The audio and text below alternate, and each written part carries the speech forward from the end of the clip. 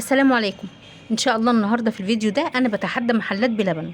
عملت القب ده من طبقات مكونه من السعاده. القب ده اسمه في محلات بلبن قنبله السعاده. بتمن قب واحد عملت كميه حلوه جدا. يلا نبدا على بركه الله، نشوف المكونات والمقادير وطريقه التحضير ونقول بسم الله الرحمن الرحيم. اللهم صل وسلم وبارك على نبينا محمد صلى الله عليه وسلم. هنبدا نعمل مع بعض الطبقه الاولى. معايا هنا ورقه من الجلاش، هاخد نصها بس او هستخدم نصها بس، والنص التاني هحتفظ بيه في الفريزر. كمية الجلاش على حسب كمية القبات اللي حضرتك هتعمليها. هنبدأ نلف الجلاش بتاعنا رول ونقطعه شرايح، والشرايح هنقطعها لقطع صغيرة. ومجهزين معانا سمنة مسخنينها على النار. انا هشتغل في القبات بتاعتي كلها في كل الطبقات ب50 جرام من السمنة، اللي هو بمقدار نص مضج من مضج الشاي. انا استخدمت سمنة بلدي، حضرتك تقدري تستخدمي سمنة نباتي او اي نوع من انواع الزبدة، او تعملي ميكس ما بين الزبدة والسمنة او ما بين السمنة البلدي والسمنة النباتي. قطعنا الجلاش بالشكل ده، هنضيف عليه 3 معالق كبار من السمنه البلدي، وهنقلبها حلو جدا مع الجلاش. يعني هنقلب الجلاش كده مع السمنه. بعد كده هندخله تحت الشوايه لمده 10 دقائق مع المتابعه المستمره لحد ما ياخد معانا اللون الذهبي المحمر اللي انتوا شايفينه ده. وكمان الجلاش بتاعنا مقرمش جدا.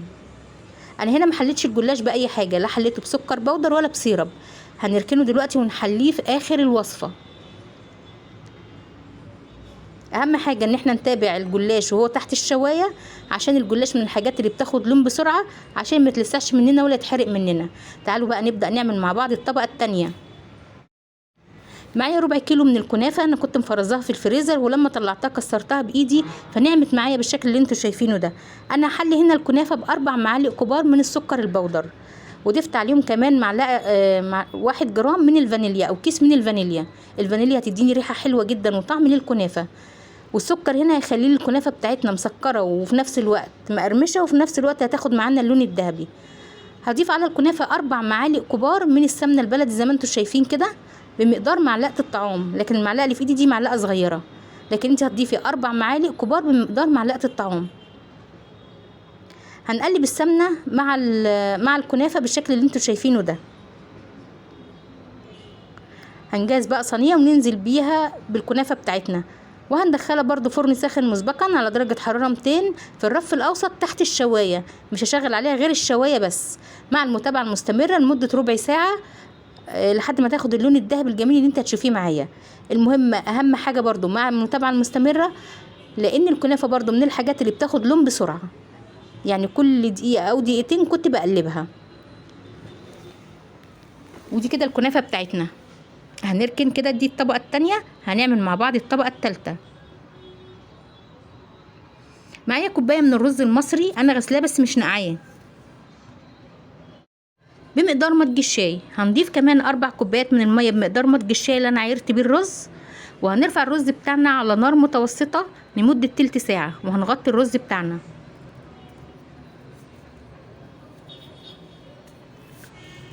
تعالوا نعمل مع بعض مادة الربط اللي هتربط لنا الرز بلبن.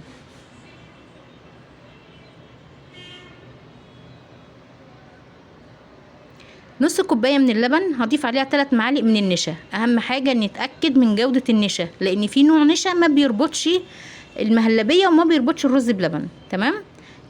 هنقلب النشا مع اللبن لحد ما يديني قوام ناعم متجانس بدون تكتلات.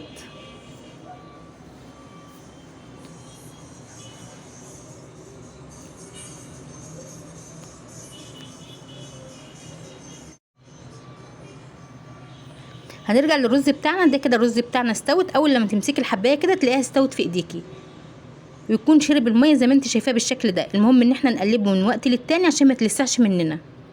هنبدا نضيف اللبن.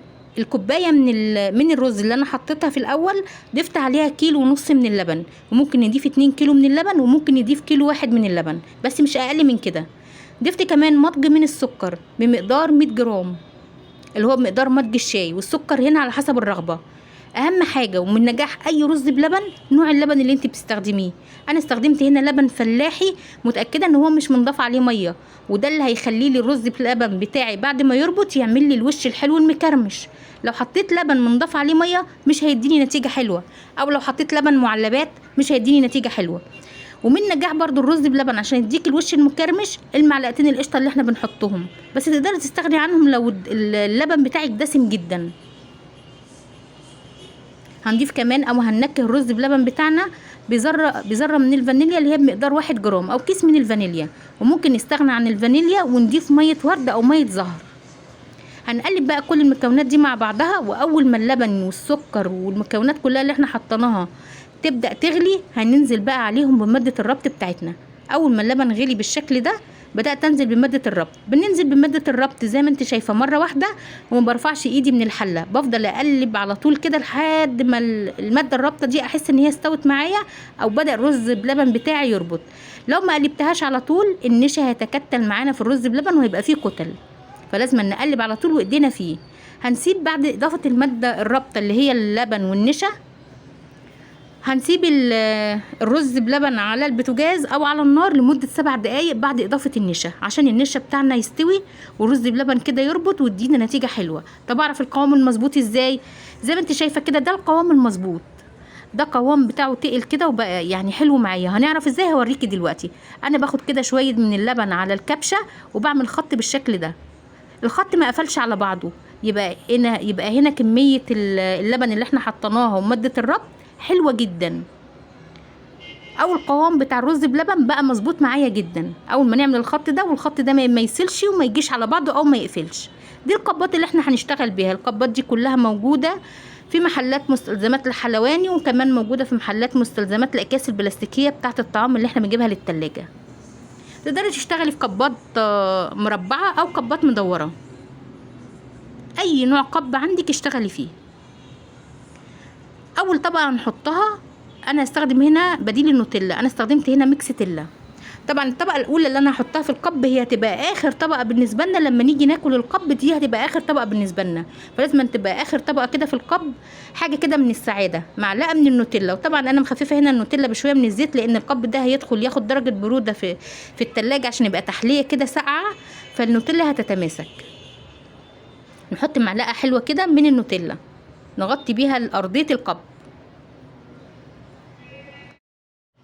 دول كده الثلاث طبقات اللي احنا عملناهم مع بعض. تعالوا بقى نشوف ازاي هنجهز القب بتاعنا او هنرص القب بتاعنا ازاي. بس قبل ما نروح نرص القب بتاعنا انا عايزه اوريكي قوام الرز بلبن. يعني انا يا دوبك بس سبته 5 دقايق كده يهدى. شايفين القوام عمل ازاي؟ شايفين الوش المكرمش اللي هو عملهولي على الوش من غير لسه ما ادخله التلاجة ولا يبرد بروده كامله؟ بجد ده دليل على نجاح الرز بلبن بتاعنا. المهم هنحط معلقه كبيره من الكنافه المقرمشه بتاعتنا دي في كل قب. هنخلي الطبقه بتاعه القب سواء كنافه او رز بلبن، هنخلي الطبقه متساويه في حدود 1 سنتي او 1 سنتي ونص. وطبعا الكنافه بتاعتنا مسكره وريحتها وطعمها حلو من الفانيليا والسكر البودر اللي احنا حطيناه، وفي نفس الوقت مقرمشه واخده لون ذهبي حلو جدا. هنبدا بقى نضيف الطبقه الثانيه اللي هي بعد النوتيلا، اللي هي فوق النوتيلا والكنافه من الرز بلبن. هنضيف مغرفه حلوه كده كبيره من الرز بلبن. المهم ان احنا نخلي الطبقات بتاعتنا متساويه، طبقه الكنافه قد طبقه الرز بلبن لحد ما نخلص طبقات القب كله. هنضيف الطبقه الثالثه هنا برضو معلقه من الكنافه. يعني احنا ضفنا الكنافه وبعدين طبقه من الرز بلبن وبعدين طبقه من الكنافه، وممكن الطبقه الثالثه اللي هي طبقه الكنافه اللي قدامنا دي استبدلها بالجلاش، بس انا فضلت ان انا اعمل الطبقات كلها رز بلبن وكنافه والجلاش نزين بيه في الاخر. يعني الطبقات حضرتك حطيها زي ما انت عايزه، ممكن تحطيها رز بلبن وكنافه وجلاش، ممكن تحطيها رز بلبن وكنافه بس زي ما انا عامله كده. هنبدا بقى نكمل الطبقه الرابعه اللي هي برضو رز بلبن، يبقى كنافه رز بلبن كنافه رز بلبن، والطبقه الخامسه هتكون الجلاش. وطبعا تقدري كمان في نص القب تضيفي مكسرات او تضيفي اي نوع من انواع الصوصات زي صوص البيستاشيو او زي صوص النوتيلا البيضة او النوتيلا السمراء. وممكن تضيفي كمان في نص القب شويه كده من مربى الحليب. طبعا انا خلصت كل القبات ومعايا شويه من الرز بلبن وعندي القبات دي، فهبدا اضيف الرز بلبن في القبات البلاستيكيه او الشفافه اللي قدامك دي قبات اكليريك، عفوا مش بلاستيكيه، دي قبات اكليريك. انا لسه ما دخلتش القبات دي يعني التلاجة، وما شاء الله عامله لي وش حلو جدا، يعني وش كده جميل بدا يدخل على الكرمشه. خلاص انا هغطي القبات دي وهدخلها بقى التلاجة، وده كده يبقى معانا احلى والذ واطعم رز بلبن. وسر نجاح الرز بلبن زي ما قلت لك هو في نوع اللبن اللي انت استخدمتيه وفي معلقتين القشطه، وبقيه المكونات انها تكون المكونات مظبوطه. دي كده شكل القبات بتاعتنا. انا بوريكي بس ان القبات دي ليها غطيان، فانا هغطي بس القبات قدامك عشان تشوفي شكلها بعد ما بتتغطى بتبقى عامله ازاي، عشان لو حضرتك بتشتغلي في مشاريع اونلاين. خلاص هنشيل بقى الغطيان ونبدا نزين او نكمل بقيه تزيين القب بتاعنا. القب بتاعنا خلاص يعني انا سبت الرز بلبن يا دوبك بارد، لكن ما خدش درجه بروده من التلاجة، تمام. والطبقات تماسكت، يعني هو لما برد ابتدى، شايفين الوش ما شاء الله تبارك الله، هو يا دوبك برد لكن ما دخلش التلاجة. ما بالكم بقى لو اتغطى ودخل التلاجة بعد ساعتين 3، اتفرجي على الوش ده هيبقى مكرمش بطريقه رهيبه. انا بوريكي هنا بقى الجلاش بتاعنا مقرمش جدا وحلو، شايفين شكله بجد تحفه. هنبدا ناخد على كل قب كده معلقتين كبار بمقدار معلقه الطعام. يبقى القب بتاعنا هنا متكون من 5 طبقات،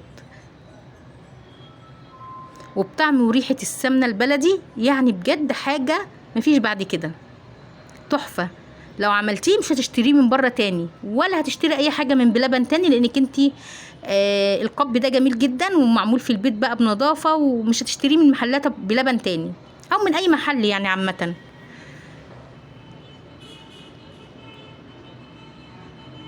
هنبدا بقى نضيف هنا على الوش. اولا احنا هنحلي هنا الجلاش بتاعنا، وفي نفس الوقت هنزينه. هنحلي الجلاش بايه؟ هنحليه بالنوتيلا. هنعمل كده خطوط من النوتيلا على الجلاش، فالجلاش هيبقى طعمه مسكر بطعم النوتيلا، وفي نفس الوقت يبقى زينا القب بتاعنا وهيبقى شكله حلو. طبعا محلات بلبن وجميع محلات الحلويات اللي هي بتاعت الرز بلبن والقبات اللي زي كده بتمتاز بكثرة الصوصات على القبات بتاعتها، وخصوصا بلبن بيضيف كميه صوصات رهيبه. حضرتك طبعا هنا في الصوصات على حسب ما انت عايزه، تقدري تزودي وتقللي، وتقدري الكميه اللي حضرتك عايزاها تقدري تبدلي فيها زي ما انت عايزه. تحطي نوتيلا، تحطي بيستاشيو، تحطي اللي يعجبك، تحطي مربى حليب زي ما يعجبك. انا هنا حطيت النوتيلا من غير ما اخففها بزيت ولا حاجه، يعني هنا الخطوط بتاعه النوتيلا تقيله شويه. ايه رايكم في شكل القب؟ بجد تحفه ما شاء الله. لو عملتيه مش هتشتريه من بره تاني. بتمن قب واحد بس عملت الكميه الحلوه اللي معاكم دي، وعملت كمان 4 قبات من الرز بلبن. هناخد بقى نطلع كده معلقه، بجد طبقات من السعاده. المعلقه منعشه، وخصوصا بعد ما برد في التلاجة، ألذ واطعم تحليه، وفعلا يستاهل ان هو يسمى قنبله السعاده. لو عجبك الفيديو بقى لايك وشير واشتراك في القناه وتفعيل الجرس، وشيروا الفيديو لاصحابك.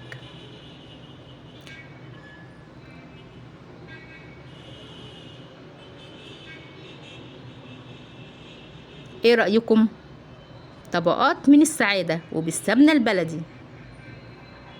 هنقول بقى ايه؟